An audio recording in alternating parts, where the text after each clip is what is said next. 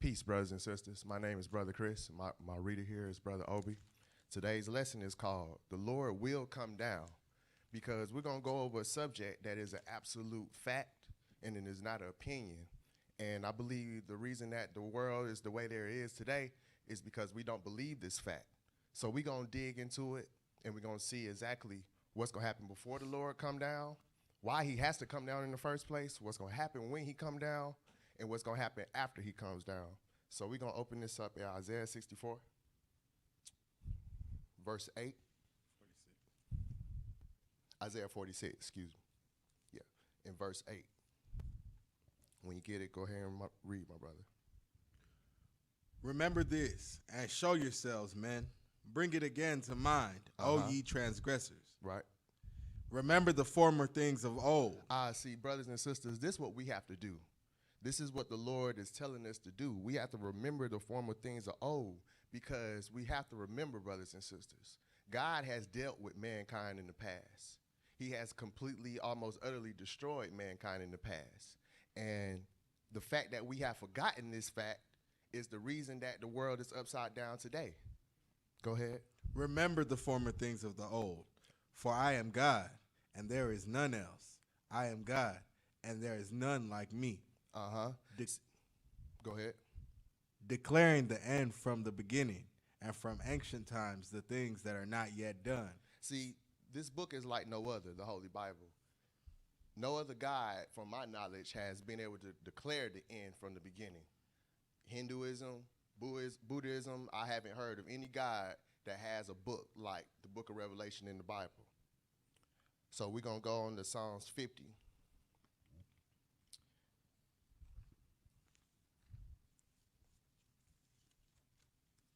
Because we're going to see exactly what's been going on. What has been going on earth? Why does the Lord have to come down in the first place?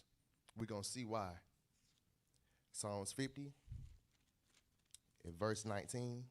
When you get it, go ahead and read. Thou givest my mouth to evil, Uh-huh. and thy tongue frameth deceit. Thou sittest and speakest against thy brother. Uh-huh. Thou slanderest thine own mother's son. These things hast thou done, and I kept silence. See, the Lord has kept silent. See, we fooled ourselves. We think because the days go on and the sun rise and set that the Lord is not involved in our everyday lives. But it's telling you right here that these things that I have, that thou done, and I've kept silent, it's all kinds of evils and all kind of wickedness that's going on to this day. And the reason that they keep going on is because of this right here, because he has kept silent about it. But we're going to find out that silent is not eternal. He's not going to stay silent for long. Go ahead. Though thou thoughtest that I was altogether such an one as thyself. Oh, see, mankind has fooled ourselves. We figured that the Lord is with our program. We figured the Lord is with the job, but he is not. He is not. The Lord does not change. He's been the same since forever. We're the ones that's done fell off the rocker. We're the ones that's done went sideways. And we're going to find out that that's going to come to an end too. Go ahead. But I will reprove thee and set them in order before thine eyes. Right. Let's continue on. Let's go on to Psalms 10. Because we're trying to figure out, why does the Lord have to come down in the first place? See, we done forgot about Genesis. We're going to get into that later. We done forgot that the Lord is the eternal being. He's not flesh and blood like us. Psalms 10 in verse 2. When you get it, go ahead and read. The wicked in his pride doth persecute the poor. Oh, see, this is what's going on today. This is one of the reasons that the Lord has to come down. He absolutely has to, because this is an atrocity that's going on. Go ahead. Let them be taken in the devices that they have imagined. For the wicked boasteth of his heart's desire. Right. Skip down to verse 8. He sitteth in the lurking places of the villages. In the secret places doth he murder the innocent. See, the innocent is being murdered. That's what's going on today. That's what's going on. Keep going. His eyes are privily set against the poor. Privily set. That means secretly. See, despite, brothers and sisters, what we're being taught, despite what we are seeing on the news, despite how many African Americans do happen to come up, this is what's really going on behind the scenes. The wicked, or in another sense, the powers that be, the rich, they are privily set against the poor, secretly. This is what they're doing while we sleep in our beds. They're constantly coming up with different ways. So I just suggest that we think about that. When we making daily decisions for ourselves and we making decisions for our family, we got to understand what's really on the mind of mankind. Who we going to believe? Are we going to believe society, or are we going to believe the Bible? Because they are set against the poor. And if we didn't figure it out yet, the so-called black man who is the children of Israel, we're the poor. We're at the bottom of the map. It said in Revelation, I know thy tribulation and thy poverty. He's talking about Israel. See, this is what's going on. This is why the Lord has to come down. Go ahead. He lieth in wait secretly as a lion in his den. He lieth in wait to catch the poor. See, there are all kinds of devices, traps, and excuses they use to try to eradicate our people. Go ahead. He doth catch the poor when he draweth him into his net. See, all kind of devices, all kind of setups that's being set against us, whether it be health-wise, whether it be through education, whether it be security, you name it, they are setting it against us. Let's go ahead and move on. We're going to move to Matthew 24.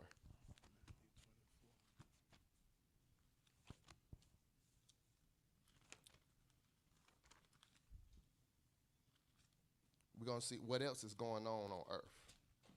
Why does the Lord have to come down in the first place? Matthew 24. We're going to start at verse 3. When you get it, go ahead and read. And as he sat upon the Mount of Olives, the disciples came unto him privately, saying, Tell us, when shall these things be? And what shall be the sign of thy coming and of the end of the world? And Jesus answered and said unto them, Take heed that no man deceive you. See, numero uno. This is the first thing that Jesus came out his mouth, that let no man deceive you.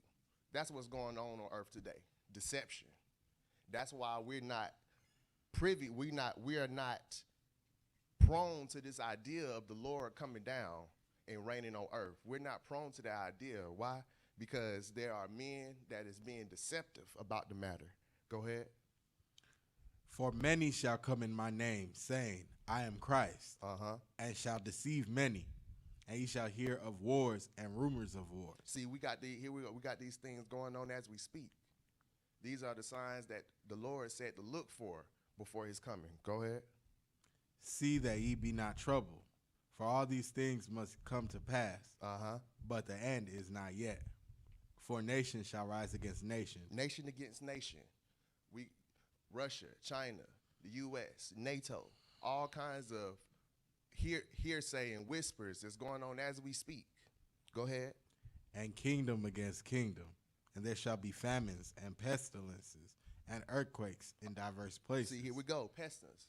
Are we not experiencing that today? Yep. Are we not living these times, brothers and sisters? This is why this is very important, to get this concept that the Lord is coming down. It is an absolute fact, and we have to be prepared for this. Skip down to verse 37. I want to hit on something real quick. But as the days of Noah were, so shall also the coming of the Son of Man be. Oh, see, the Lord, he gave us a clue. He gave us a key component of what's been going on when he's going to come back. So what we're going to do is we're going to go back and see what was going on at Noah's time. So we're going to go to Genesis 6.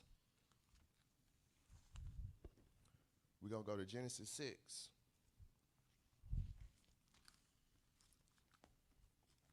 Because like I said, we've forgotten the things of old. The exact thing that the Lord said not to do. Genesis 6.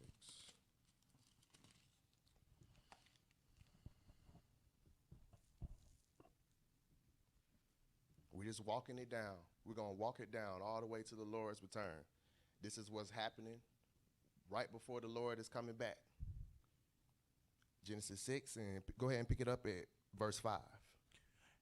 And God saw that the wickedness of man was great in the earth, and that every imagination of the thoughts of his heart was only evil continually. See, only evil continually. We read earlier that they are set against the poor. They are hell-bent on destroying the poor. Go ahead. And it repented the Lord that he had made man on the earth. And it grieved him at his heart. Go ahead. And the Lord said, I will destroy man whom I have created from the face of the earth. Oh, see, this has happened before already. The Lord has had to deal with mankind in this way already. So I don't understand how this is not being taught. This should be a curriculum, brother. This should be a curriculum, brothers and sisters, because this is detrimental. The Lord has already done this, and he's going to do it again. This is what we have to understand. His law will never come back void. Go ahead, brother. Both man and beast, and the creeping thing, and the fowls of the air, for it repenteth me that I have made them. Go ahead. Verse 8. But Noah found grace in the eyes of the Lord. Oh, see, Noah found grace. There's always a remnant. The Lord always leaves a way out. He doesn't utterly destroy, because someone is always walking the righteous path on earth. And I want to also point out that grace is found all the way back here in Genesis. Some people believe, because it's taught, because we have man being deceitful, that grace only came around when Jesus came. And that was, as we just read right here, that's false. There's always a chance to get back with the Lord. So this is what's going on earth right now. And we're going to see what else has been going on. Why does the Lord have to come down? We're going to move this on to Job 3.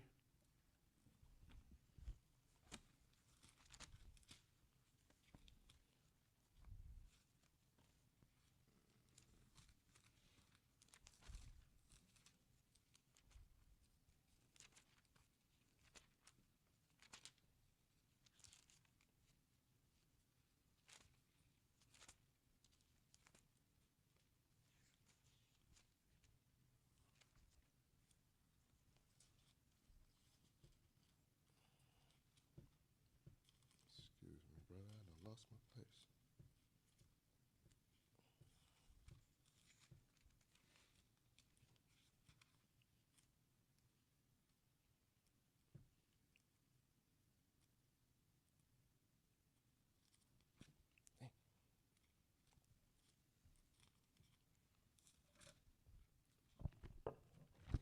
Excuse me, brother.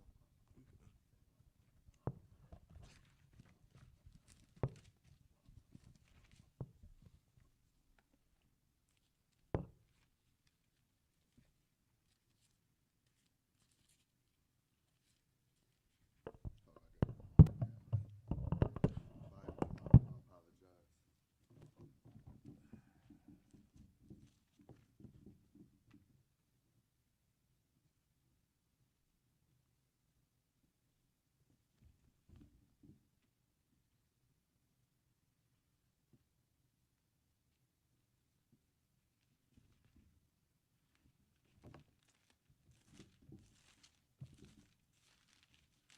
Sorry, brother. Got a new Bible. All right, Job 3. And we're going to pick this up at verse 3, because we're going to see what else is going on in the earth, and why does the Lord have to come down. And this is one of the main reasons, if I might add, too. Go ahead and pick it up at verse 3, brother.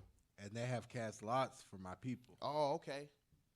See, this is what's going on. We get down to the nitty-gritty. This is what's been happening to his people, which is our children of Israel, which is the black man that's scattered. Go ahead. And have given a boy for a harlot, and sold a girl for wine. Go ahead. That they might drink. Yeah, and what have ye to do with me, O Tyre and Zidon? Tyre and Zidon are the ancient African tribes.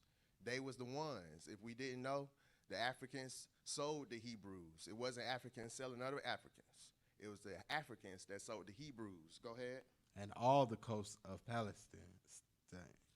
Will ye render me a recompense? And if ye recompense me swiftly and speedily, will I return your recompense upon your own head. Skip to verse 6. The children also of Judah and the children of Jerusalem have ye sold unto the Grecians. Oh, see, the Tyre and Zidon sold the Hebrews unto the Grecians. And if we don't know who that is, that's Europeans, white people. This is what's been going on. This is why the Lord has to come down to fix this matter. We're going to continue on. Let's go on to Jeremiah 50.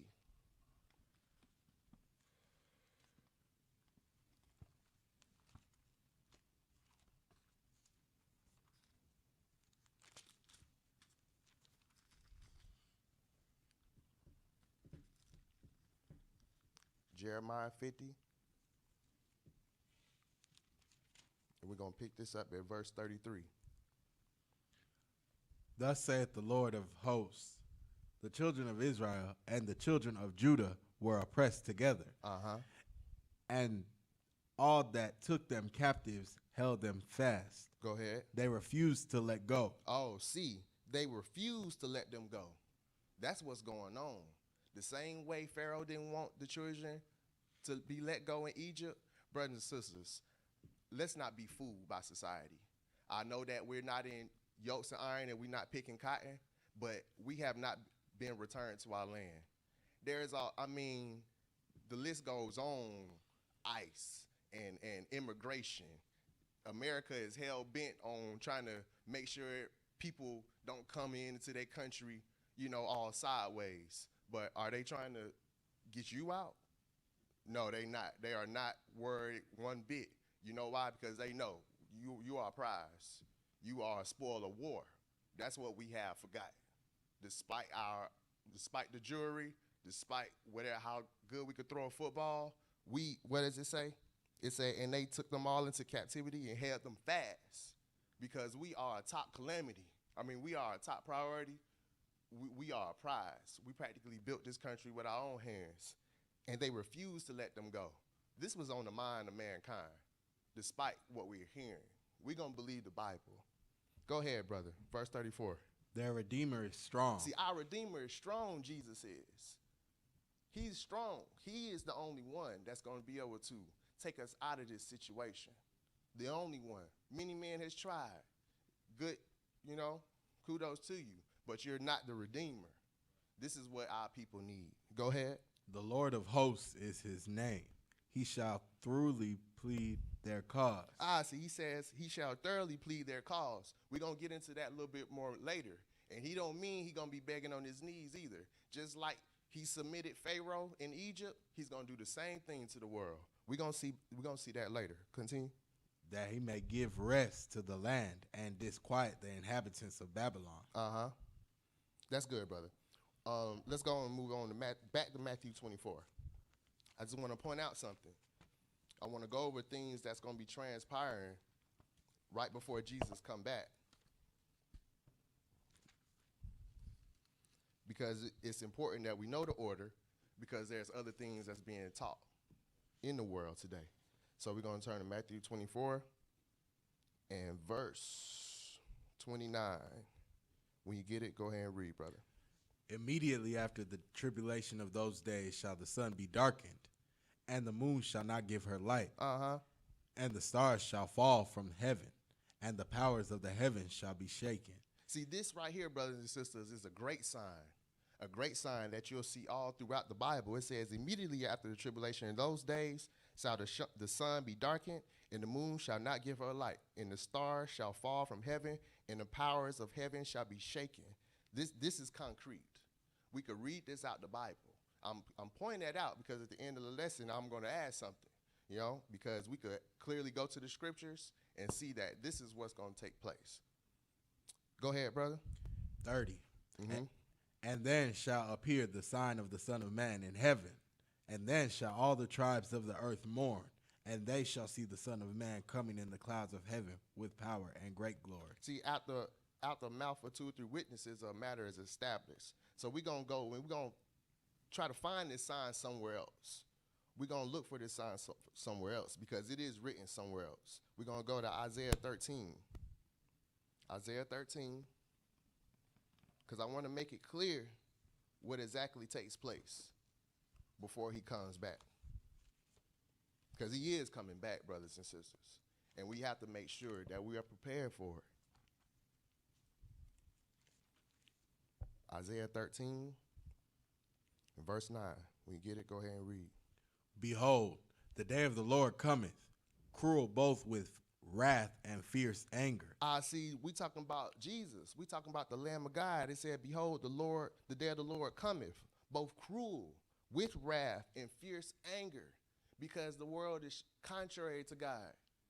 They are going the complete opposite. And even worse than that, they claiming to be. There are all kinds of guys out here, but especially Christians, we're claiming to be one thing, and it's just not that, and that is completely, the Lord is mad. Go ahead, brother. To lay the land desolate, Uh-huh. and he shall destroy the sinners thereof out of it. Go ahead. For the stars of heaven and the constellations thereof shall not give their light. The sun shall be darkened in his going forth, and the moon shall not cause her light to shine. Oh, see, that should sound familiar. For the stars of heaven and the constellations thereof shall not give their light, and the sun shall be darkened in his going forth. See, this is a major sign before the Lord comes back. And you see, the Bible is in accord with one another. The Old Testament is not saying something different from the New Testament. Just wanted to point that out. Let's continue on to Acts 1. Acts 1.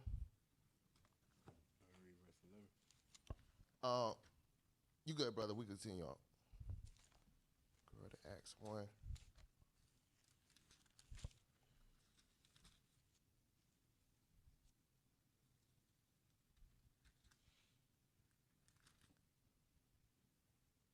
Go at Acts 1 and verse 9. When you get it, go ahead and read.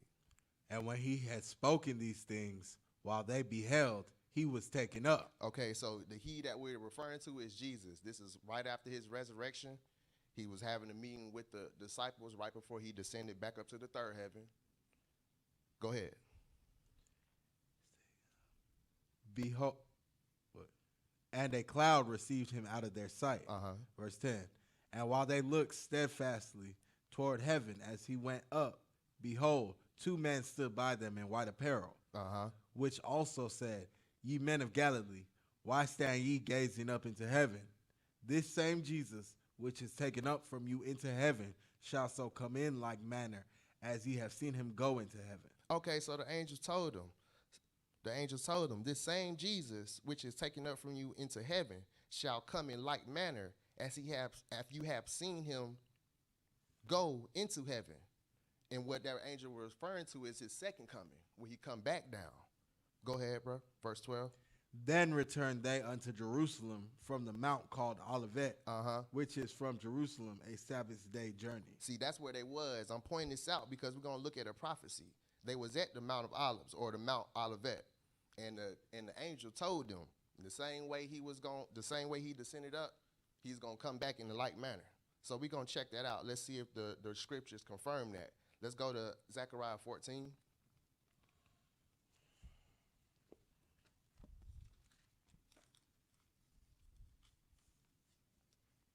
Zechariah 14. You can pick it up in verse 1. When you get it, go ahead and read. Behold, the day of the Lord cometh, and thy spoil shall be divided in the midst of thee. For I will gather all nations against Jerusalem to battle. Okay, so this is another thing that the Lord has on his agenda. We talked about earlier how the children were sold unto the Grecians, right? And they're scattered about through all the four corners.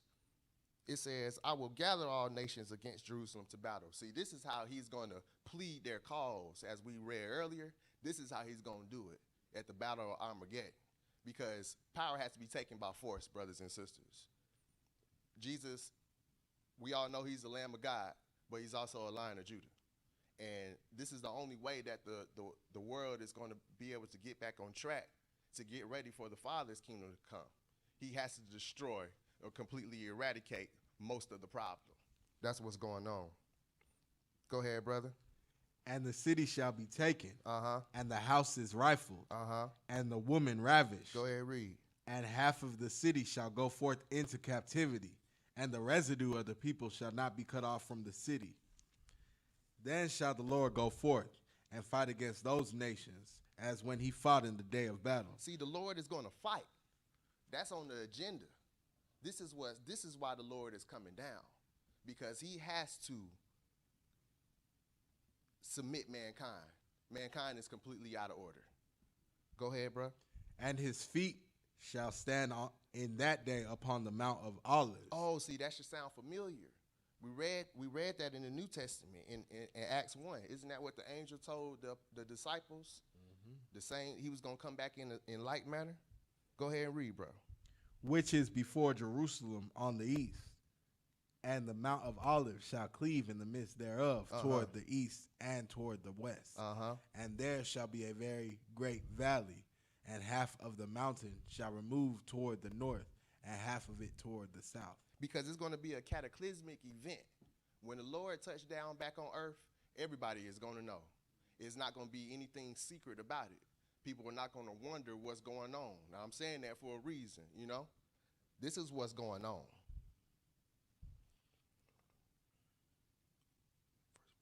Go ahead and continue, bro. And ye shall flee to the valley of the mountains, for the valley of the mountains shall reach unto Azal. Yeah, ye shall flee like as ye fled from before the earthquake in the days of Uzziah, king of Judah. And the Lord my God shall come, and all the saints with thee. See, the Lord is coming, and the saints with him. We're going to see how the saints is coming with him as well. Let's move on to Jeremiah 30.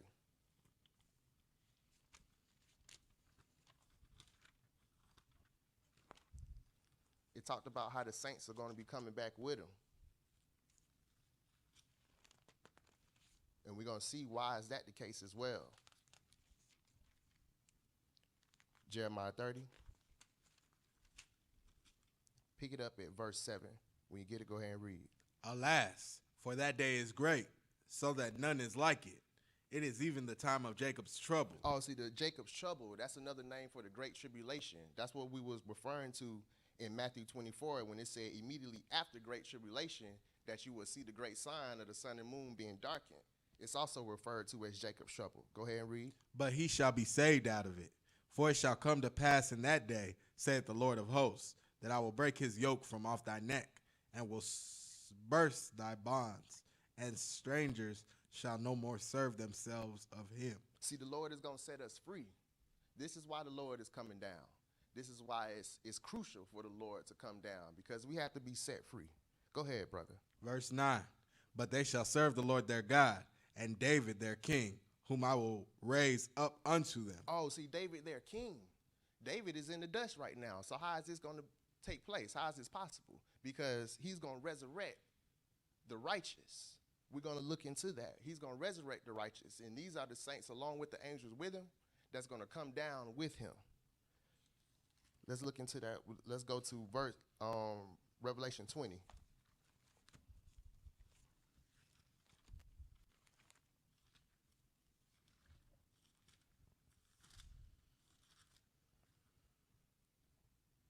Revelation 20, and you could pick it up at verse 4, bro. And I saw thrones, and they sat upon them, and judgment was given unto them.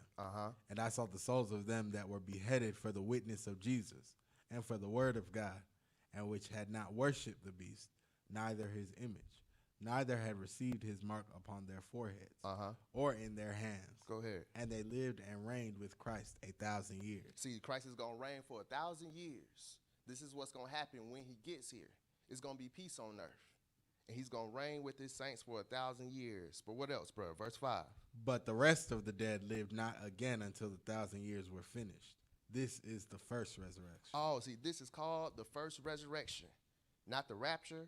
This is called the first resurrection. And as we saw, people that's in the dust, such as David, is going to be resurrected and is going to meet the Lord in the air, and he's going to come down with him. That's one of the things on the Lord's agenda, the resurrection of the righteous. Because Abraham, Isaac, and Jacob has been waiting on this reward. And this is the reward that he was talking about and dwelling in their land. Go ahead, we're going to go to our last place, which is in Isaiah 11.